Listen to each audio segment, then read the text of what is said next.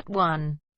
You will hear a telephone conversation between a hotel receptionist and a caller making a reservation. Seconds to look at questions 1 to 7.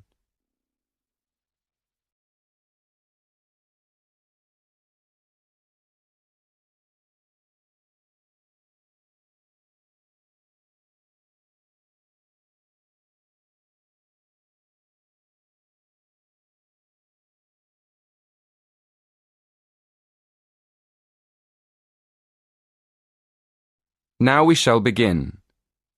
You should answer the questions as you listen, because you will not hear the recording a second time. Listen carefully and answer questions 1 to 7.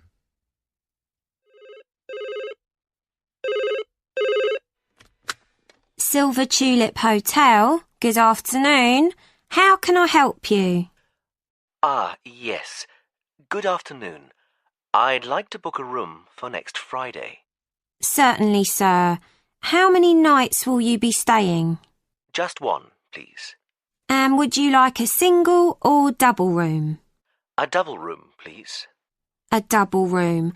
And would you like twin beds or a king-size bed? A king-sized bed, please. Let me see. Yes, we do have a double room available for next Friday. Would you like me to book it for you? Yes, please. Could I have your name, please? Yes, it's Edward Francis. Is that Frances? No, it's Francis. Francis. Yes, that's right. And your home address, please, sir? Yes, it's 23 Cypress Avenue, Cambridge. Is that Cyprus? No, Cypress, like the tree. Oh, I see. And your postcode is? CB3 9NF. And it's just for one night? Yes, that's right. We can reserve a parking space for you. Are you coming by car? Actually, I'll be taking a taxi from the station. That's fine. And one last question. Would you like dinner and breakfast? No dinner, thank you. But I'd like breakfast. Just breakfast. So, to confirm, you're arriving on Friday the 16th of April and leaving on Saturday the 17th. That's one night in a double room with a king-size bed with breakfast. That's right. Thank you very much. Before you hear the rest of the conversation, in the exam you will have 20 seconds to look at questions 8 to 10.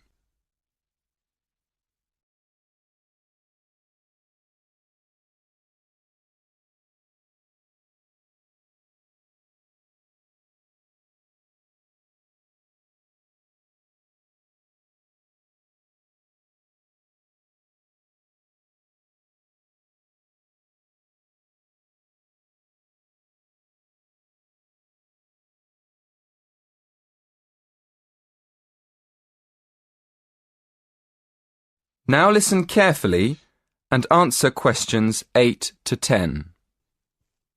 And could I have your mobile number, please? Yes, it's 07976 122 577. Oh, no, sorry, it's been changed. It's 07961 121 597. 07961 121 597. Thank you. Is there anything else I can help you with? Yes, I'm having dinner with a friend. Could you recommend a good restaurant nearby? That would be the Winston Churchill. It's about a mile from here. Perfect. Could you please make a reservation for 7 p.m. and leave a message with the details for my friend when he arrives? Certainly. What is the gentleman's name? Mr. Alaoui. That's ALAOUI. No problem. We look forward to seeing you next week. Thank you. That is the end of part 1. You now have half a minute to check your answers.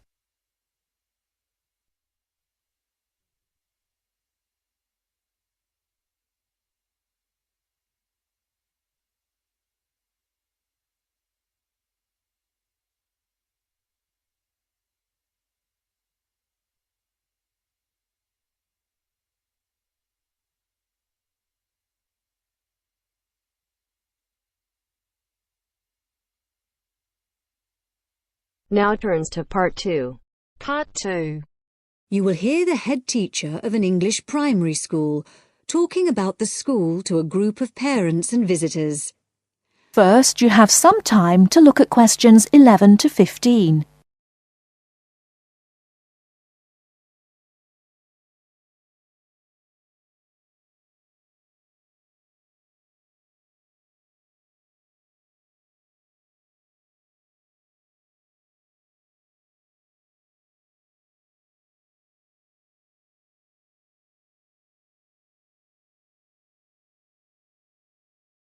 Now, listen carefully and answer questions 11 to 15.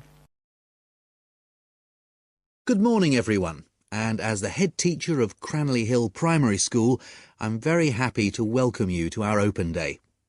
Today, the school is open not just to parents of our pupils, but also to anyone else interested in seeing the school. I'll start by telling you about the school, and after that, you can walk round and see it for yourselves. We take most of our pupils from the two nearby villages of Seabourne and Millthorpe. These were once coal mining villages. There have been coal mines here since the 1830s. When the school was originally established, way back in 1899, almost every child's father worked in the mines. However, the coal mines were closed in 1983, and many people left the area as a result. Nowadays, most of the remaining inhabitants tend to commute to work in the city rather than working locally. At present, the number of students on our rolls is just 90, compared to almost 200 in 1985, due to the decline in the population of the mining villages. And the staff see this as a big bonus because we know each student personally. The school is very involved in the local community, and we are especially proud of our status as Great Britain's first school to be entirely powered by wind energy. This project began several years ago when it was decided that a wind power turbine should be installed in the school field. This now supplies the school with all the electricity we need, and there is also power left over for the villages nearby. The opposite situation to that in the past, when it was the villages which supplied the school with power in the form of coal from the mines. The project has been of enormous benefit to the school in other ways as well. It has allowed exciting learning opportunities about electricity generation, and the turbine has also inspired poetry, art, and even our own song. It also allows teachers to introduce global issues such as carbon dioxide emissions and global warming to the students. I feel it may be irresponsible to burden young children with worries about global issues which are insoluble, but by actually using wind power as a non-polluting, renewable source of energy, instead of using fossil fuels such as oil or gas, we are offering practical solutions to our pupils in their own environment. The school is also extremely involved in other environmental issues. In the last few years, we've developed our school field into what we now call our secret garden, which you will have a chance to explore shortly. Here, the pupils have their own organic vegetable patch, and another special feature of the school is that the vegetables grown here are used in the school kitchens for school lunches, with any extra ones being taken home by the children to share with the community. Before you hear the rest of the talk, you have some time to look at questions 16 to 20.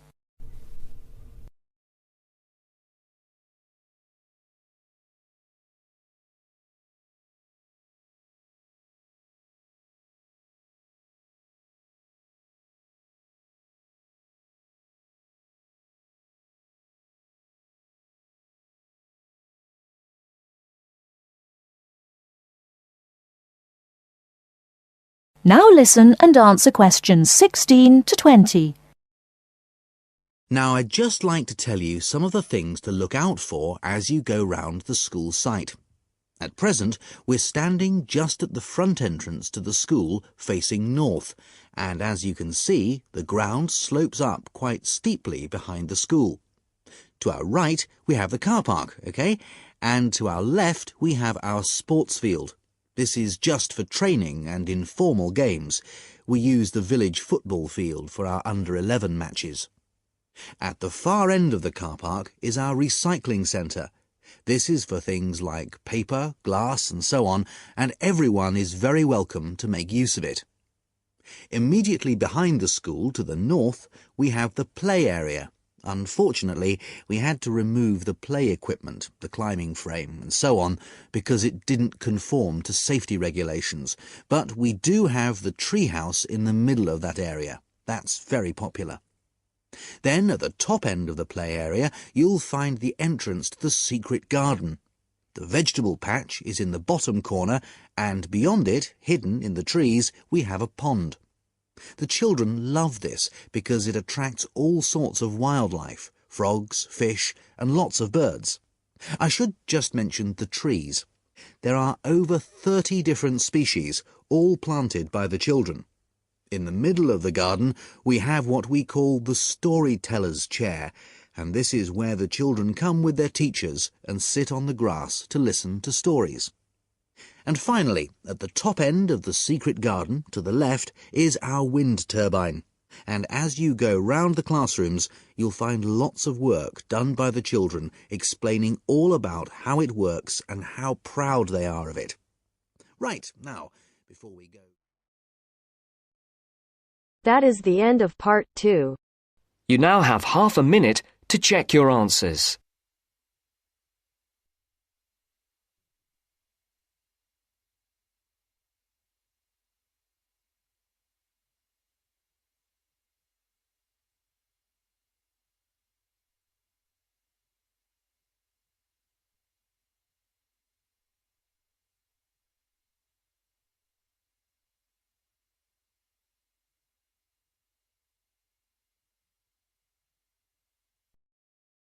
Now turns to part 3.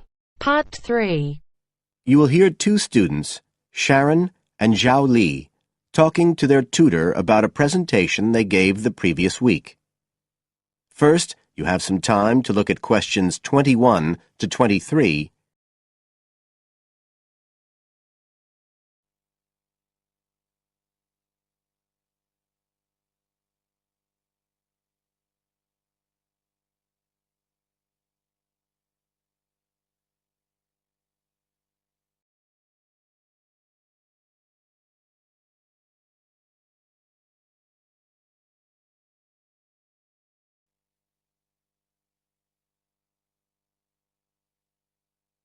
Now listen carefully and answer questions 21 to 23. So, Sharon and Zhao Li, in your presentation last week, you were talking about the digital divide, the gap between those who can effectively use communication tools, such as the internet, and those who can't. And you compared the situation here in Northern Ireland with Southeast China. Right, so I asked you to do some self-evaluation, watching the video of your presentation and thinking about the 3 main criteria you're assessed by: content, structure and technique. What do you think was the strongest feature of the presentation when you watched it? Sharon? Well, I was surprised actually because I felt quite nervous, but when I watched the video it didn't show as much as I expected. So which of the criteria would that come under? Confidence? That's not actually one of the criteria as such. Zhao Li? Technique? It's body language and eye contact, isn't it? Well, I didn't think I looked all that confident, but I think that our technique was generally good, like the way we designed and used the PowerPoint slides. So you both feel happiest about that side of the presentation? Yeah. OK, now on the negative side, what would you change if you could do it again? Well, At first, I'd thought that the introduction was going to be the problem, but actually I think that was okay. We defined our terms and identified key issues.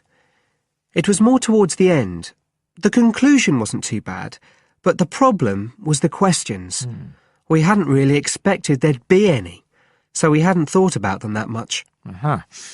OK, anything else? Well, like Zhao Li says, I thought the conclusion was okay, but when I watched this on the video, I thought the section on solutions seemed rather weak. Can you think why? Well, we explained what people are doing about the digital divide in China and Northern Ireland, but I suppose we didn't really evaluate any of the projects or ideas. It was just a list, and that was what people were asking us about at the end mostly. You now have some time to look at questions 24 to 30. On page 93.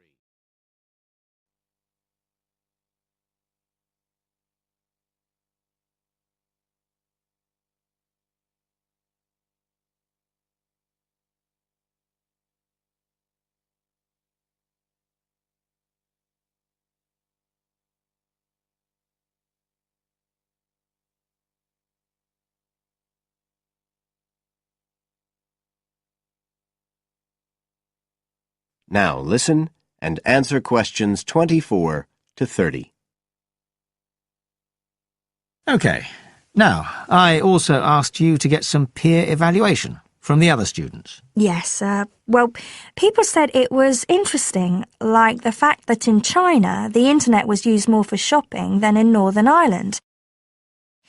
They said sometimes it was a bit hard to understand because we were talking quite fast, but we didn't think so when we watched the video. No, it's a bit different, though, because you know all this information already. If you're hearing it for the first time, you need more time to process it. That's why signposting the structure and organisation of the talk is important. That seemed okay. No one mentioned that as a problem. Some people said that we could have had more on the slides, like some of the other groups had nearly everything they said written up on the visuals as well. But other people said the slides were good. They had just the key points. Yes. And most people said we had quite good eye contact and body language. They all pointed out we'd overrun. They all said we were 5 minutes over. But we timed it afterwards on the video, and it was only 3 minutes. We were a bit unsure about the background reading at first, but I think we did as much as we could in the time.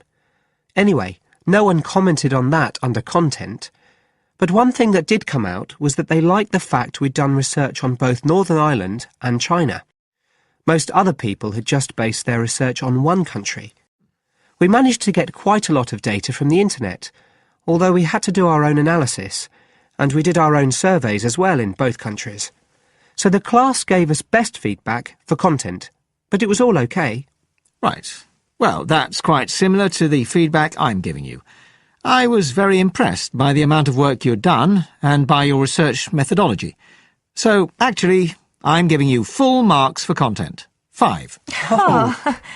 The structure of the presentation was good, but not quite as good as the content. So, I gave that 4, and the same for technique. So, well done. Thank you. Now, the next stage is to write up your report. So, just a few pointers for you here. First of all, in your presentation, I think your ending was rather abrupt. You suddenly just stopped talking. Yeah. It wasn't a big problem, but think about your closing sentences in your report. You want to round it off well. One thing I forgot to mention earlier was that I felt a very strong point was that after you'd given your results, you explained their limitations. The fact that we didn't have a very reliable sample in terms of age in China. Yes, that section. So don't forget to include that. And you had some excellent charts and diagrams, but maybe you could flesh out the literature review a bit. I can give you some ideas for that later on if you want. OK, is there anything else you want to ask? No, thank you. Thanks. That is the end of part 3. You now have half a minute to check your answers. अगर listening के साथ साथ आप speaking की भी practice करना चाहते हैं तो हमारी अपनी एप्लीकेशन है बेबी कोड आइल्स, प्लीज डाउनलोड करो। तो यहाँ पे सिर्फ स्पीकिंग, लिसनिंग, रीडिंग, राइटिंग सारे के सारे फ्री में मॉड्यूल अवेलेबल है, वो भी लेटेस्ट कंटेक्स्ट के साथ। और तो यहाँ पे आइल्स की लाइव क्लासेस भी देते हैं, ITP अप्रूव टीचर फ्री में। तो प्लीज डाउनलोड करो, ट्राई करो और अपने दोस्तों के साथ शेयर करो ताकि ज्यादा से ज्यादा बच्चों तक ये बात पहुंच सके। Now turns to Part 4. Part 4. You will hear an extract from a talk about student health, and specifically about ways to avoid headaches. Listen to what the speaker says and complete the summary. First, look at questions 30 to 40.